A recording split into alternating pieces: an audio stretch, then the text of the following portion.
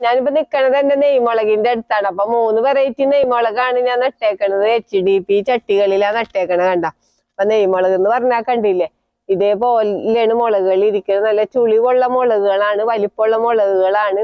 നല്ല സ്റ്റെമ്മൊക്കെ നല്ല ബലമുള്ള സ്റ്റെമ്മുകളാണ്. ഇലകളൊക്കെ നല്ല വലിപ്പമുള്ള ഇലകളാണ്. അപ്പൊ കണ്ടില്ലേ, ഇതിപ്പോ 3 വെറൈറ്റി എന്ന് പറഞ്ഞാൽ കരിം പച്ച കളറിലുള്ളതും പിന്നെ ഒരു വയലറ്റും പച്ചയും കൂടിയ കളറ്. അതിന്റെ പൂക്കളൊക്കെ വയലറ്റും പച്ചയും തന്നെയാണ്. പിന്നെ കണ്ട, ഒരു മഞ്ഞയും വെള്ളയൊക്കെ കലർന്ന ഒരു കളറ്.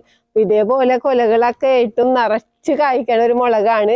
നല്ല എരിവാണ്, അതാണ് ഇതിന്റെ ഒരു പ്രത്യേകത. നമുക്ക് ഒരു മുളക് മതി കറിയിലൊക്കെ ഇടാനായിട്ട്. ഭയങ്കര ടേസ്റ്റി ആയിട്ടുള്ള മുളകാണ് ഇത്. ടേസ്റ്റ് എന്ന് വെച്ചാൽ ഈ എരിവിന് ഭയങ്കര ടേസ്റ്റ് ആണ്. നമുക്ക് ചമ്മന്തി അരക്കാനും കറിയിലിടാനും അച്ചാറിടാനും ഉപ്പിലിടാനൊക്കെ പറ്റിയ മുളകാണ്. അപ്പൊ ഇതിന്റെ കൃഷി രീതി എന്ന് പറഞ്ഞാല് നമ്മ വിത്തുകൾ പാകി മുളപ്പിച്ചിട്ടാണ് കൃഷി ചെയ്യണത്.